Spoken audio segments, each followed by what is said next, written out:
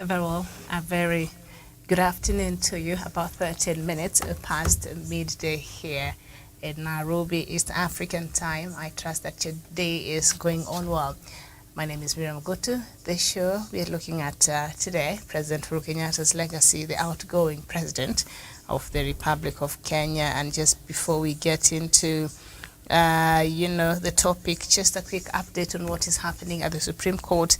John Njoroge Kamau, a Kenyan voter, is the first to file the first presidential election petition at the Supreme Court sub-registry. So that is the first petition against the presidential election that has been filed to the Supreme Court. And hopefully the Azimio la Umoja One Kenya Alliance also will be filing, later on today. So that is what is happening there as far as the elections in Kenya is concerned. So we shall keep you up to date with that. So I'm joined this afternoon by Kiptanui Sevania from Nakuru County. Kiptanui, a very good afternoon to you.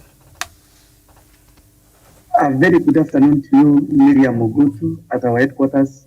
Good afternoon, good evening, good morning for viewers across the world, depending on where you are watching us from. I'm actually coming to you live from Nakuru County.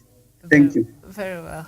You're so welcome, even as we wait for the rest of the panelists to join. So are you surprised by this new update that we have a Kenyan voter who was the first to, file a petition against the presidential results? I'm not surprised, Miriam. The same voter was of the same voter might have not been satisfied by how these elections actually was being run. I want to congratulate him. Thank you. All right, and we'll see at what time I don't know if the deadline is 2 p.m. or what, thereabout. We will see. We will see if at all Lazmi will be able to make it there. But I think I saw some update a bit earlier on somewhere in Milimani or something, but I'll get it so that I'm able to issue the right information on that. So, we've been keeping up with President Uhuru Kenyatta, the outgoing president of the Republic of Kenya, and his legacy. And as far as peace in this region is concerned, I don't know, you look at the countries like South Sudan, you look at the countries like the DRC, which President Uhuru Kenyatta started the mediation process between the government and the rebel groups, the over 100 rebel groups that have been operating and that are causing chaos in the Democratic Republic of Congo. And also you look at the issue and how President Uhuru Kenyatta has handled Kenya's relationship with Somalia, especially during the reign of the former president Farmajo, and how that turned out. And we've seen him offering to mediate between in the conflict in Ethiopia between the Ethiopian government and the rebel groups. And I think the TPLF had really made a request that Kenya mediate between that process. I don't know how that went. So when you look at President Uhuru Kenyatta and the legacy that he will be remembered with, do you think being a peace ambassador or applying his diplomacy as far as leaving a peaceful region is concerned is one of the things that he will be remembered with, or has he contributed towards the further, fostering of peace in this region at all? Kiptanui. Thank you, Miriam. We when we actually see, since Uhuru Kenyatta came to power in 2013 up to date, he's almost retiring. We've seen so many countries, visiting so many countries, initiating peace talks, Miriam. And as I said earlier on this talk show, that Uhuru Kenyatta has achieved this through negotiations, but no confrontations, Miriam. Our neighbors here in Uganda, there is one time we had some issues with them about the Migingo, but the head of state solved without even us going to war, Miriam. Even the Somalia-Kenyan border. We've actually achieved a lot, and we want to congratulate him as he's actually going to retire.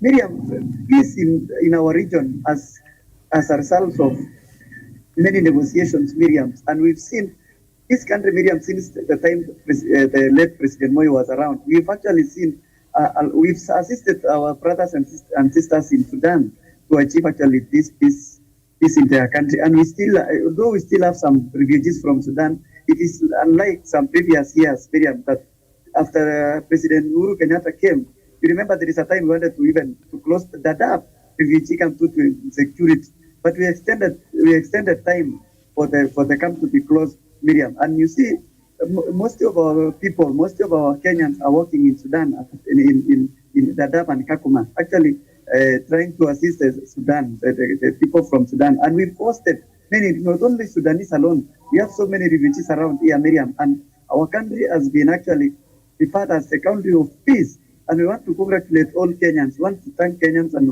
especially to President Uhuru Kenyatta that during his time, we've not even gone to conflict to other regions. Our brothers and sisters in Tanzania, there is a time we had problems with them, but we solved them.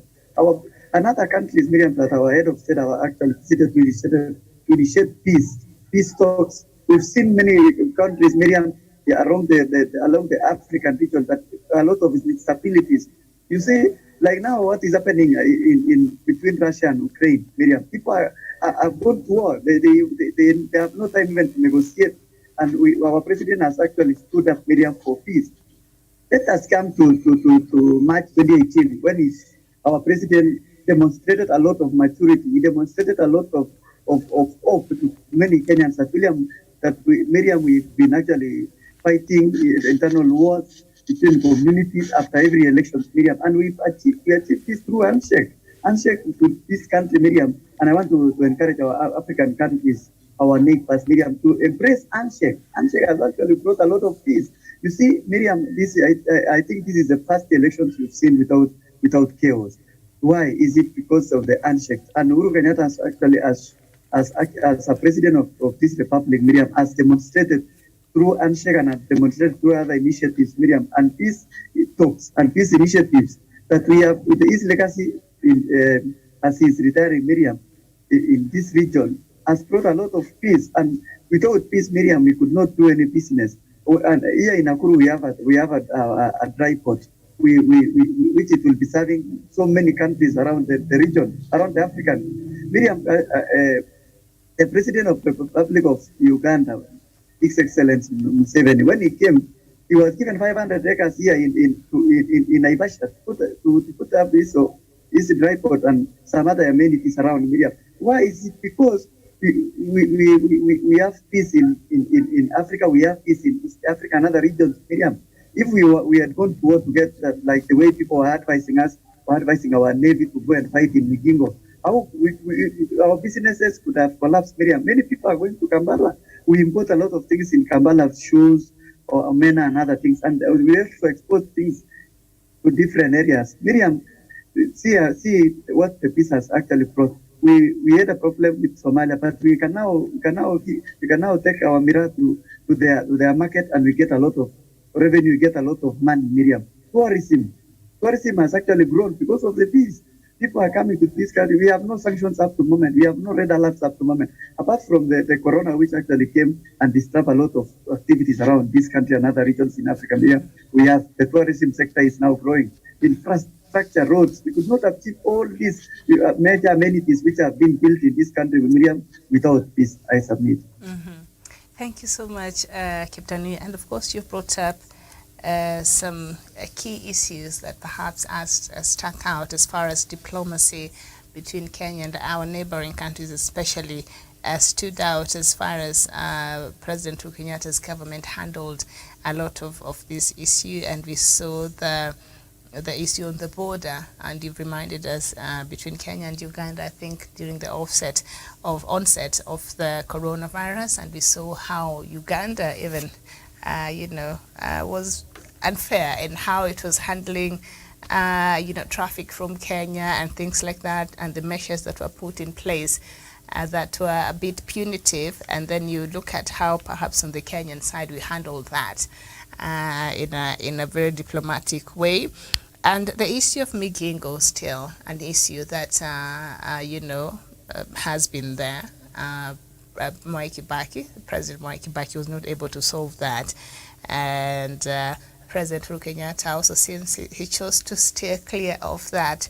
And there has been a bit of sensitivity as far as diplomacy there is concerned. But this, as far as the way we've seen it handled, I think a lot of times it's just maybe sweeping things under the rag. But don't you think perhaps the incoming government, whoever that is going to be, if the Supreme Court upholds the win of President-elect William Ruto or whatever will happen moving forward, don't you think the next government should be able to actually look at this issue, the Migingo issue, and just solve it once and for all, instead of just leaving it there as if it is something that will solve itself in the future?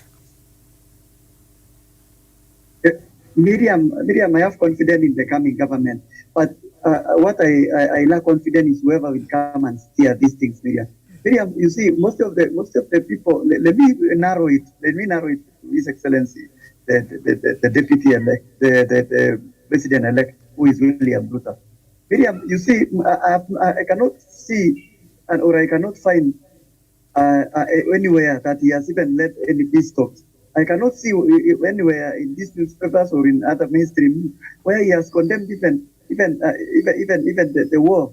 When we say the war in Ukraine has actually affected us, he was the first person to blame the government. Miriam, tell me if I am the one who will be taking over the government. I've been undermining the same government, and I've been speaking a lot of things about the same government, which I want to serve myself. Will I be serve the interest of the people? No. Miriam, this is the right time to make the right decisions, because let us see the diplomatic way where our brother is handling these issues. When we have issues with other countries, I've never seen him coming out. Accompanying even when these people, when other people come from these foreign countries, I've never seen him even participating on those agreements, treaties, those agreements. You see, when you tell people I will improve the economy, how are you going to improve the economy when you don't have a good data people? You see, Miriam, last time when somebody from Turkey, I didn't came to this country, when he was suspected as a terrorist, what happened?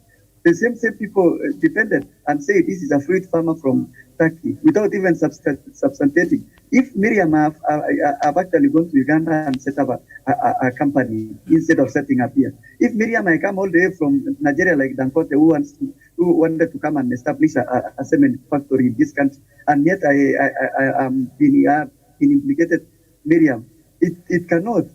It cannot. I can see a person, Miriam, in Kenya Kwanza, and I cannot see any one of them who will steer this, Miriam. Let me come to Raila Odinga. When he was in Chatham House, he gave out, he's been known. If he agreed with Uhuru Kenyatta to shake hands for the peace of this country, Miriam, who was actually against, is Miriam written in this other side. So it is my prayer, Miriam, that which the government which is coming, we need to sit down with Museveni and other people so that we see. What you're saying is Deputy President, now President-elect William Ruto, criticized when President Uhuru Kenyatta, of course that is not a secret, had a handshake with the opposition, but he seems to be doing the same right now. Or is there a difference of this handshake he's fostering now to what President Uhuru Kenyatta did? There is one thing, Miriam, there is one analogy, there is one fight we need to learn. Hypocrisy. Hypocrisy is something bad, Miriam. You see, when you tell me don't shake hands with Miriam because we were at war.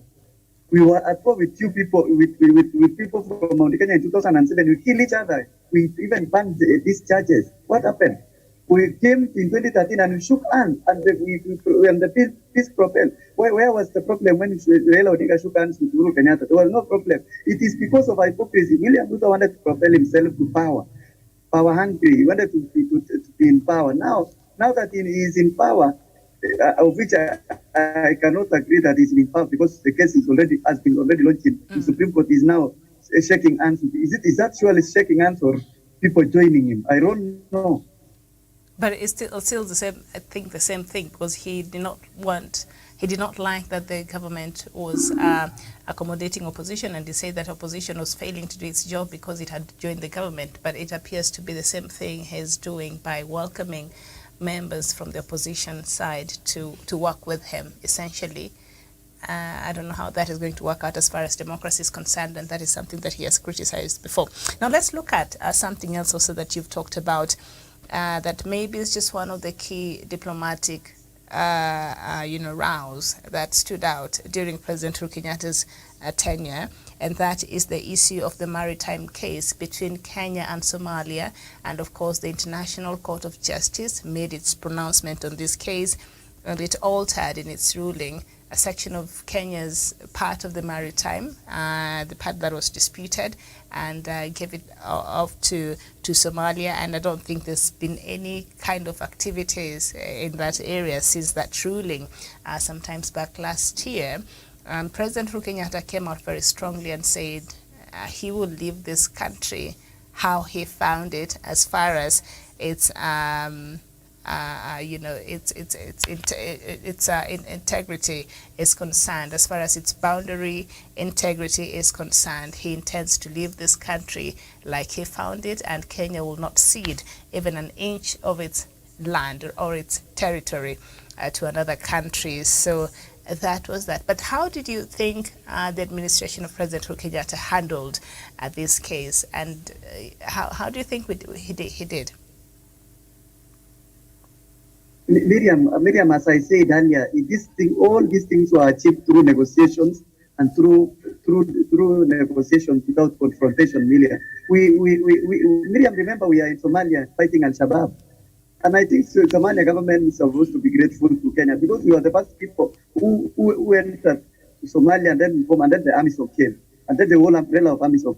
Miriam, you see, we've done this because of the love we love Somalia, and it was actually affecting us. So President Uhuru Kenyatta has done this through negotiations without any confrontation, Miriam, with engaging the government of Somalia, engaging Farmajo. And you see, Miriam, we've achieved this one, and we need to be so much grateful on that. Okay.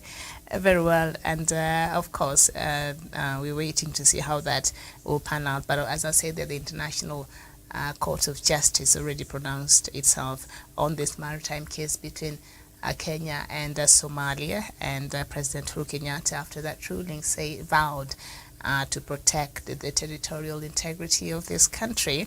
And like I said, we've not heard much of this case, or even after that ruling. I don't think either country has taken any steps. Even Somalia, I doubt if it has taken any steps in reclaiming that part right now. So I guess Somalia has so much to worry about right now. There was a terrorist attack in one of the major hotels in Mogadishu over the weekend. And so, that also, the maritime case really tested the diplomatic ties between Kenya and Somalia during President Uhuru Kenyatta's, reign.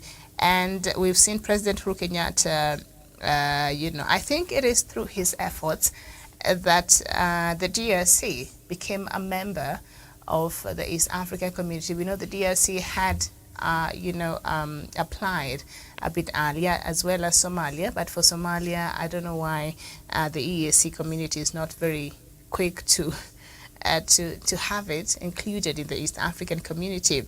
But President Uhuru Kenyatta, when he was the chairperson of the East African community, facilitated the joining of the Democratic Republic of Congo in the East African community. But also with that, we did inherit a lot of things that are happening at in the Democratic Republic of Congo. And we've seen how President Uhuru Kenyatta, when he was the chairperson of EAC, started the mediation process to try to mediate between the warring factions, the rebel groups that are over 100 in the DRC, together with the government of the Democratic Republic of Congo. Of course, the M23 was left out of the mediation process because they're designated as a terrorist group, and the rest also, they do similar things. So I don't know which one is worse than the other, but they were not invited of the negotiating table, and that has continued to create the turmoil that we see continue happening in the Democratic Republic of Congo, whose history is far. We can't even get into the reasons and to why the DRC is where it is today, but we have inherited that. And do we have the confidence that the EAC, because I know President Uhuru Kenyatta, even after his retirement, he's still been given that role and he will continue with this mediation process. How do you see this working out? Are we likely to see a resolution soon under outgoing President Kenyatta? It will. We will see it, Miriam. I am confident that we'll get solutions, and even if President Uhuru Kenyatta retires. What I want to say is that we have the tripod here, and it will be serving even to DRC and other countries. So what I wanted to say, Miriam, is that we need to strengthen these countries. If there is no peace in DRC, let us strengthen what are the challenges. If there is no peace in Tanzania or Uganda or Rwanda, let us check. Let us see whether we can go there. We send our people to go and negotiate on their behalf. Miriam, if it is actually us importing or exporting maize, well, let us remove these barriers where when you are in border, there are a lot of problems. Like you remember the other time when we had Corona. Corona actually came and disrupt our movements here to these countries. So we need to strengthen East Africa so that we move on, so that we move on without any restrictions. Now that we have passports, with these passports of East Africa, it can allow us to move freely. Let us have a common market, the way somebody had put it earlier. Let us actually strengthen their market. If they need of avocados, we can take our avocados to their places without any restrictions, Miriam. Oh, all right, very well. And there's something else you brought up, and that was the Dadaab refugee camp issue. We know that the government of Kenya has threatened several times to close down these refugee camps, and they were citing issues to do with national security. And sometimes back last year and in 2020, but they after pleading by UNHCR, the body that is United Nations body, refugee body, I think Kenya's government changed its position. But the issue as far as the national security is concerned, and I think one of the things that Kenya cited was because there are some Al-Shabaab elements from Somalia who are hiding within these camps, and it's acting as a center that fosters, and they're able to plan these attacks and all that, and carry these attacks inside the country. And so they're able to sneak in through these refugee camps. So that is the key thing that the government was citing as the reason. So as much as this is going to really affect the refugees in these camps, we know some of them from Somalia and some of them from South Sudan. Of course, that Kenya's stand was very punitive and was very out of order as far as the United Nations Charter on Refugees is concerned. And so Kenya had to slow down on that. But still, this is an issue because the elements of Al-Shabaab indeed do hide out in these refugee camps and plan these attacks. So what can the country do to handle this issue, but also not harming these poor citizens from these countries who have found themselves in these refugee camps without, their own will?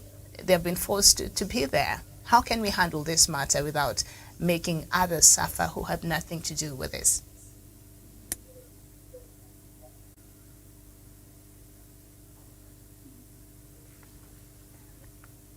Thank you. Thank you. Thank you, Miriam. Thank you. I think the best thing we can do, Miriam, is intelligence collection. We need to have, we need to strengthen our security, especially those who are in Dadaab and these refugee camps, so that we can be able to know, so that we root these few elements. Miriam, few elements of Al-Shabaab caliber can even can even make our country to close that Dadaab camp and other camps which are hosting these refugees. And it is not good, Miriam, to punish the entire society, the entire people because of the few elements. So we need to enhance security. I was told, Miriam, there is a collision between our security agents and Al Shabaab, not even Al Shabaab, and some other people over there. There is a security lapse. You see, Miriam, last time when we sent our troops to Somalia, they were accused of selling maca, and I don't know whether it was true. So, Miriam, I think we need to all the everybody who is in that camp. We need to strengthen our intelligence system. We have military intelligence, which is headed by defense forces. We have national intelligence, NIS, which is also they are able to collect this. Immediately we get the intelligence from these people, Miriam. We need to punish those few culprits, so that we cannot interfere with other people who have come to seek for this country, Miriam. Thank you. All right, thank you so much. So you're just looking at President Uhuru Kenyatta's legacy as far as peace in this region is concerned, and how his government has been able to handle some of these diplomatic issues between Kenya and other countries is concerned, and we majored on some of the issues across Africa and of course outside of Africa as well. We've seen how depending on the situation, Kenya has been able to handle different, situations. So I don't know how you will remember President Uhuru Kenyatta's legacy as far as peace in this region is concerned. You can let me know. But I want to thank you so much for watching us. Thank you, Charles Munga. Appreciate your time this afternoon, and the rest of the viewers. Hopefully we can see each other later. This has been President Uhuru Kenyatta's legacy, outgoing president. May I add that? President of the Republic of Kenya, and perhaps that is just one of the ways he will be remembered. Thank you so much, Captain Risabanya. My name is Miriam Ogutu. Enjoy the rest of your day. Bye-bye.